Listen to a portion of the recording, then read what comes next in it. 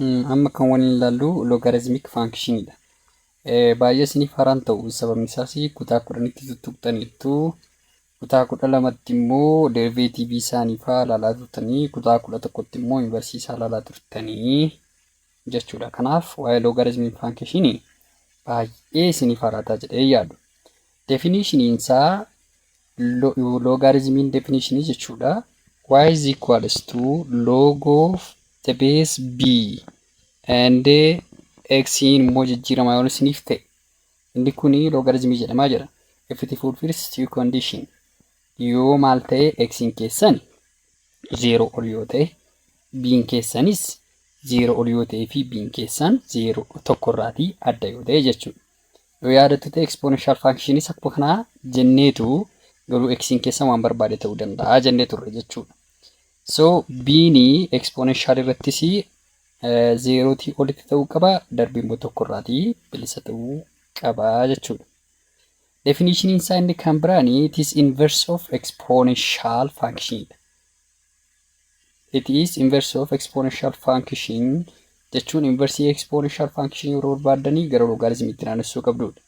Fakkeenyaaf exponential function bifa kanaatiin ibsama. So inversii isaa barbaade yeroo isiniin jedhu interplace x instead of y gootu tiire. So x keessan naannessitanii y keessan immoo naannessitu. Amma akkas godhee isin agarsiisa. So x ni qixxaataa maalan godha jechuudha.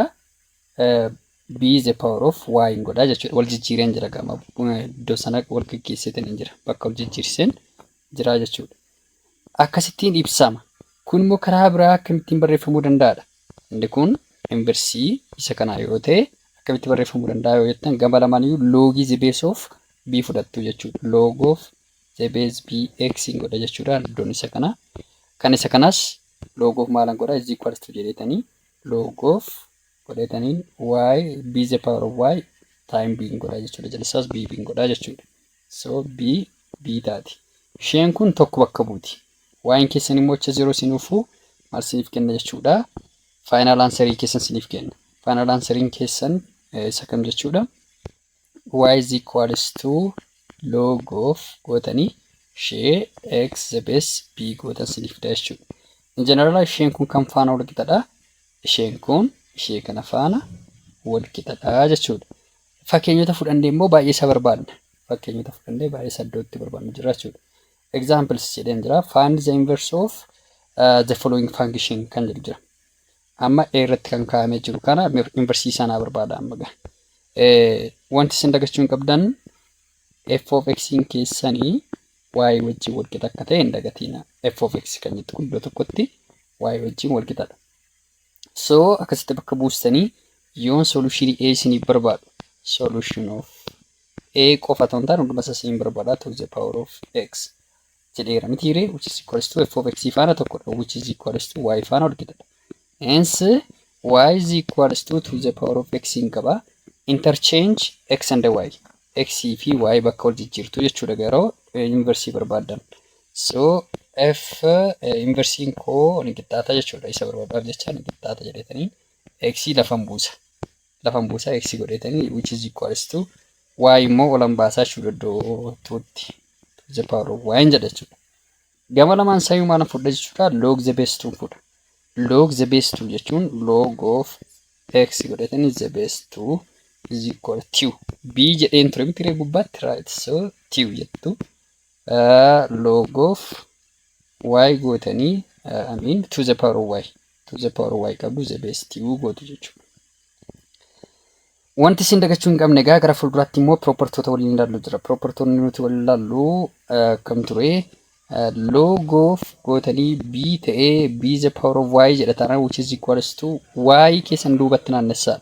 Naannessitanii y is equals to jettanii y time log of b the base b jettu jechuudha. Isheen kun immoo tokko isiniif kenniti. Seeruma logaritmii kan ta'e which is equals to y time tokko isiniif kenna jechuudha. Mitiiree tokko y itti baay'ate immoo maal isiniif kenna y isiniif kenna jechuudha. Which is equals to y jettu jechuudha.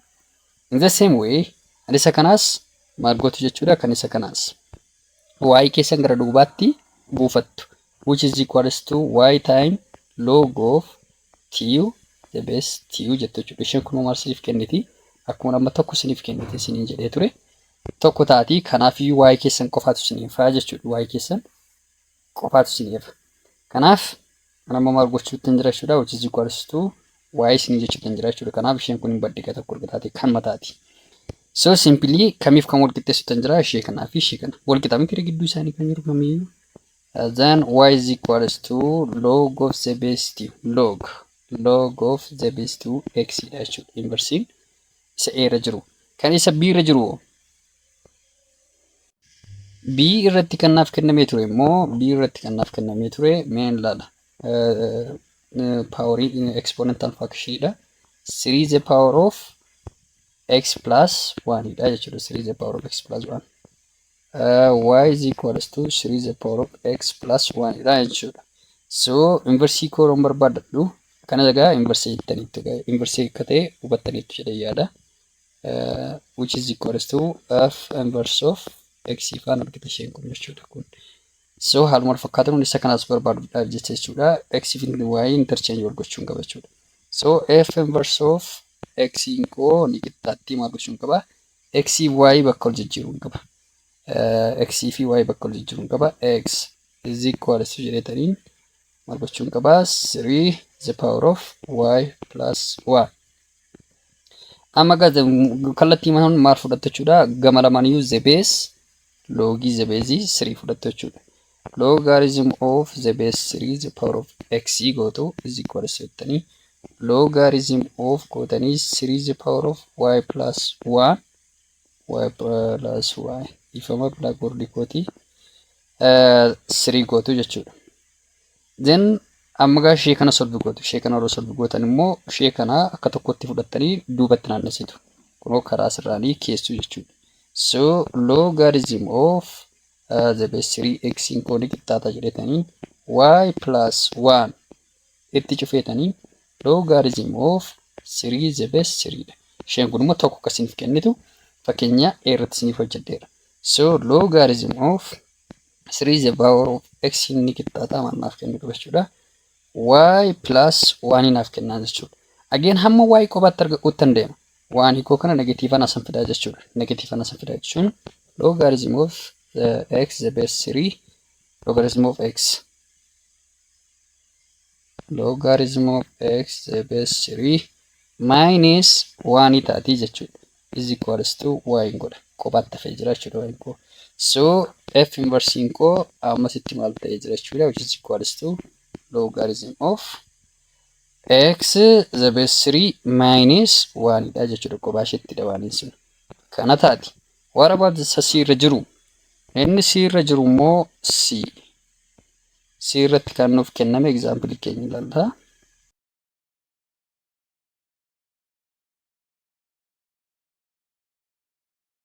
Haaluma wal fakkaatuun solve godhattu. So f inverse keessan ni qixxaatti. F inverse tan taane f inverse keessan ni qixxaatti. X y bakka wal jijjiirtu. Asiiti x as fidduu y immoo achi ol baastu jechuudha. So yeroon isiniif godhu x ni qixxaataan jedha. Tu plus warra lakkoofsota akkuma jiru barreessitu for the power of tu y jedha jechuudha. Instead of x y jedheen jirama. Plus 1 jettu jechuudha. Again gama lamaan iyyuu ammanii beezii yoo fudhatu jettan dandeessan gaasitti lamni si rakkifti waan ta'eedhaaf lama kana maal gochuun qabaree as naannessuun qaba dirqama. Akkam godheen naannessaa lama yeroo achi isiniif naannessu minus yaan ufti mitiire x minus 1 itiin as ufti jechuudha. Ishee kana boodarra isiniif fidagaa amma bakkaaf jechan akkasumatti hin deema. Lamaan kochi dhufteetti then for the power of ty plus 1 hin qabaa jechuudha. Amma gaa beezii fudhachuu nan danda'a. Beezii 4 jechuudha. Sababiin isaas qobaatti na hafee jira gaadhu amma 4 asitti waan ta'eedhaaf. So logarithm of jedhetaniin x plus 1 akka tokkotti fudhaa. X minus 1 jechuudha. Adda akka tokkotti fudhaa. The base 4 hin jedha. The base 4 jechuun koo kunuus kanatti fidee jechuudha. Gama lamaan sayyuu the base 4 jechuu qabdu. Logarithm of gootanii ishee kanatti akka tokkotti fiddanii barreessitu jechuudha. Akka tokkotti for the power of ty plus 1 base 4 jetteetti anteedhaaf ishee 4 wal fakkaachuu qabdi jechuudha. So akkas godheen jira. Amma gaa wanti na hafuu ishee kana akka tokkotti fuudhee maal gochuudha gara duubaatti naannessuudha. Innis warra kan akkuma jiran fidadhee log x minus 1 the base 4 is equals to warra kana duubatti naannessaa isiniin jedheera ty plus 1 isaan kana akka cuftutti hin godha isin adda baafachuuf jechuudha. Logarithm of 4 the base 4 jettu jechuudha. Isheen kun immoo tokko akka bakka buutu example 1 irrattis tuulatti isiniif hojjedheera. Tokkoon bakka buustu jechuudha. Therefore logarithm of warruma kana keessa jiran x minus 1 the base 4 is equals to ty plus 1 taati. Isheen kun 4 taana 1 waan taateef hooma jijjiiramu uumtuun qabdu jechuudha. Again hamma y ko qubatti naaftu tan deema. 1 kochis negative anan fida jechuudha. So logarithm of x minus 1 4 the base 4 minus 1 godheera maaliif achis fideen jira waan ta'eef jechuudha. Is equals to ty in jedha jechuudha. Again y qobaatti meeffachuudhaaf over ty jedha. Hunduma isaa kana irraa over ty jedha. Asitti ty fi ty wal balleessitee jirti. Y is equals to logarithm of go to x minus 1 the base 4 all over ty qabdu minus 1 over ty qabdu jechuudha. Tuun kun isa kanaaf isin dhaabatti waan ta'eef. Therefore ishee kana immoo akkam gochuu danda'a jettu jechuudha. Wanti gochuu dandeessan ishee kana immoo 1 over 4 waan taateedhaaf y is equals to 1 over 4 1 over 2 logarithm of x minus 1 the base 4 minus 1 over ty qabdu jechuudha. Final answering keessan kanadha. Bifa baay'een kaa'uu dandeessu by the way. Isa kana bifa baay'eetiin kaa'uu akka dandeessanidha. Isinis immoo bee exampleota biroo fudhachuudha. Yaala mata duree biraatti darbina. Itti aansee giraafii isaati. Giraafiin isaa exponential function irraatii maaltu adda godhaa kan jirudha. Giraafii logarithmic function jechuudha. Amma gaa example himan sinii gala waan ta'eedhaaf sketch the graph of irratti logarithm of x the base 1 over 2 fudhe. Isa kana ammoo ty fudhe. Kan isa c immoo addadha. 1 plus jettee jirti. Asii immoo x plus ty jettee jirti. The base 3 dha jechuudha. Kan warra kana tokko tokko isaa otoo ani waanan godhu hin ilaaliin sagalee koo dhaabaatii ofii keessan sketch godha yookaan kaasa. Erga kaastan immoo compare gootu jechuudha. Barsiisonni yoo isin gaafatan illee waan akkasii fa'aa isin gaafatu. Yookaan haala akka b kanaa isin gaafataniitu amma immoo exponential function itti compare godhii isiniin jedhanii isin gaafatu jechuudha. Yeroo kamiyyuu kaasuu taanaan teebilii kaafachuu hin dagatiina. Teebilii kaafattan jechuun doomeenii fi reenjii adda baafattu jechuudha. Amma dursa waan tokko isinitti himaa gaan amma a kaasuu barbaadnan tiree logarithm of x the base 1 over 2 kana kaafna jechuudha. Warra doomeen jechuun x'n keenya maalidha jechuudha. X'n negatiivii ta'uu hin danda'u yoomiyyuu. Sababni isaas 1 over 2 the power of lakkoofsa ta'e lakkoofsicha immoo 0 miti. Lakkoofsa ta'e is equals to y jedhamti. Lakkoofsi y ta'e tokko kan negatiiva isiniif kennu hin jiru. Negatiivii isiniif kennu hin jiru jechuun dirqama x'n keessan positivii ta'uu qaba jechuudha. Kan 0 isiniif kennu illee hin jiru. Which means the domain of logarithm function is always domain jechuudha x'n jechuudha. The value of x'n keessan yeroo kamiyyuu positive real number dha jechuudha. Positive real number gootanii irra keessa jirru positive gootu. Which is range exponential function. Range of exponential function. Exponential function maal jennee turre? Kunoo positive real number jennee turre jechuudha. Inversiolity waan ta'eedhaaf. Because exponential function inversion isaa logarithmidha waan ta'eedhaaf. Which means value of x keessan yeroo kamiin fudhattanaan x gootanii logarithm of x the base 1 over 2 which is f of x jennee turre ture the base 1 over 2 keessanii yeroo kamiyyuu value of x keessan positive number fudhachuu akkasin hin dagannedha. So positive number jechuun lakkoofsa maal fudhachuu danda'a meeqa naaf kennuu danda'a. Ana magaa tokko siniif fudhaas kanaati jechuudha. Yoon tokko godhee lakkoofsa meeqatu as kanaati immoo 0 lakkoofsa iddoo x kanaa bu'ee kan tokko lama naaf kennu eenyudha kan jechuudha. Yoo barbaachisaa ta'e the value of y keessanis barbaaduu dandeessu jechuudha. Amma tokko kan naaf kennuu danda'u Ani isa kana value of y koo jechuudha logarithm of ishee kanaa jechuudha 0 taati jechuudha. So 0 jedha jechuudha. 0 jechuun immoo 1 over 2 godhetanii 1 over 2 godhetanii the power of 0 jedhe tokko kanaaf kennudha jechuudha. Amma ishee kana hubattaniittu. Itti aansitanii immoo 1 over meeqatu lama naaf kennaa jettu jechuudha. So let's say 2 haa jennu value of x keessan. 2 jettan value of y keessan immoo meeqa ta'a? 1 over 2 the power of y koo meeqa naaf kennuu qaba? Lama naaf kennuu qaba jettu jechuudha. Lama naaf kennuu qaba. So 2 kan siniif kennu 1 over 2 the power of y kuni negative 1 is equals to 2 ta'a jechuudha. Ishee kana negative 1 otoo waan taate 1 over 2 masiniif kenniti. So as kana rokee buufatta mal siniif kennu akka jechuudha dirqama kana ta'a jechuudha. So negative 1 nan qabasiiti negative 1. Kanaaf iyyuu the value of y keessa range isaa hirma deema jechuudha. 3 kan siniif kennu jira. 4 kan siniif kennu jira jechuudha. 3 bargit hin jiru. 4 jiraachuu danda'a jechuun argachuu dhiisuu dandeenya jechuudha. Itti aansee immoo 8 akkasittiin deemtu jechuudha. Lakkoofsichi negatiiva irratti asmaan achi akka deemu gootanii adeemtu jechuudha. Kanaaf iyyuu the value of isheen kana force kan siniif laattu negative 2dhaan ishee kana immoo negative 3dha. Akkasittiin deema 16 yoo ta'e bakka waan ma dandeessan jechuudha. 16 yoo ta'e immoo negative 4 jechuudha the value of y keessan. Positive as argachuu dandeessu. Asin achi kan y keessanii jechuudha. So graafii keessan sketch yeroo godhattan akkas gootanii ishee kanas akkas gootanii value of x keenya meeqa qabnanne 1 2 3 osoo hin taane 4 achitti kana barreessa jechuudha 8 16 gootanii deemtu. So tokko kanaaf kennuu dandeenyu ture y koo gatii y koo 0dha. As kanaati y koo 0dha jechuudha. Kana jechuun tokko irrattan sketch godha. Itti aansee immoo lama kanaaf kennuu dandeenyu immoo negative tokko jechuudha. Negative 1 qaba y koo iddoo kanaan godha jechuudha. Afur kanaaf kennuu dandeenyu meeqa jechuudha? Negative 2 jechuudha. So isa kana immoo iddoo kanatti godha. Sababiin isaa iddoo kanatti wal argatu. Iddoo kanatti wal argatu. Iddoo kanatti wal argatu. Achuma deema jechuudha. Akkasitti deela kunoo naannoo kanaa fi tokko irra lama ta'e immoo gootanii akkasitti deemti jechuudha.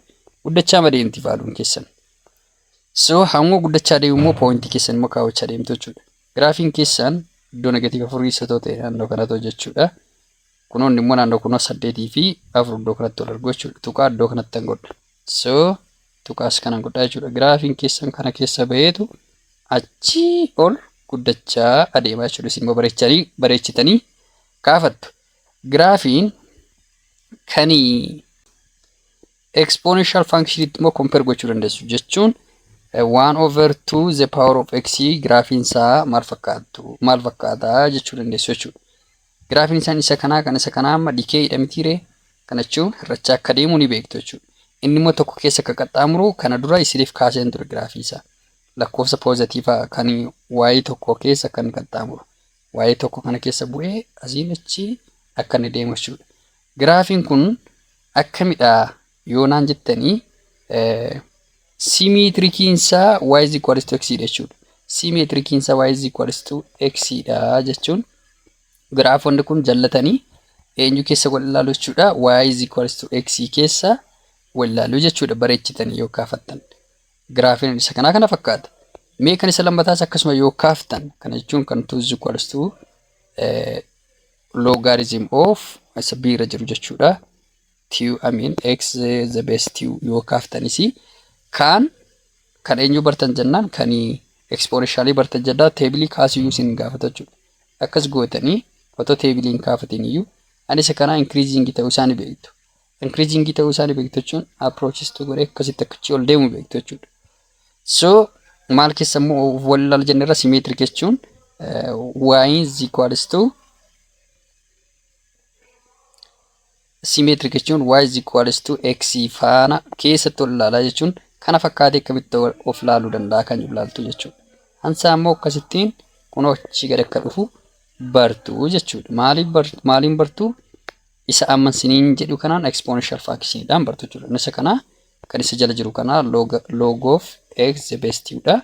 Kan isa irra keessa jiru kana ammoo y is equals to the power of x dha jechuudha. exponential function keessatti yeroo hojjettan.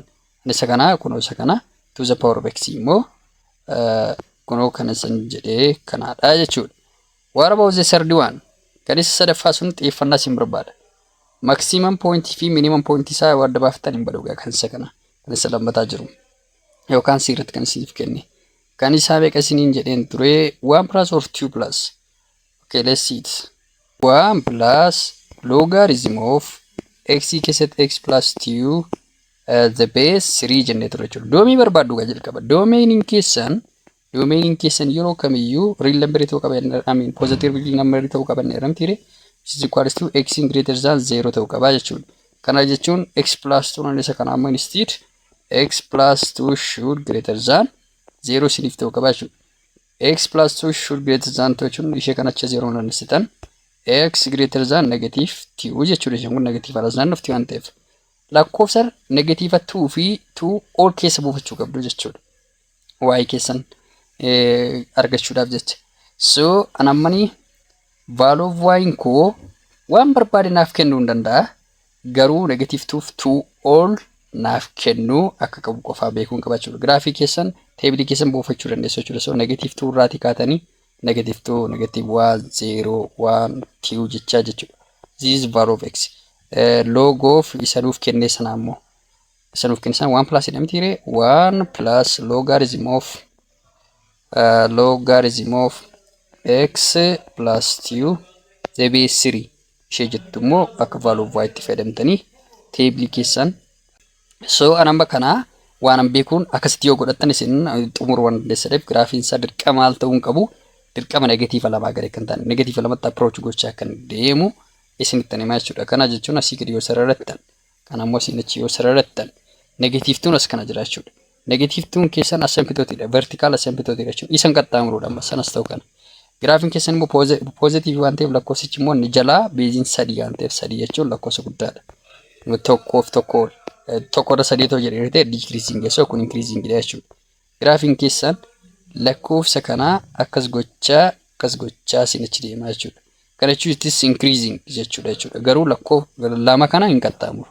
Lama kana asii gadi ishee deemtu kana siruma hin qaxxaamuru jechuudha. This is the graph of what?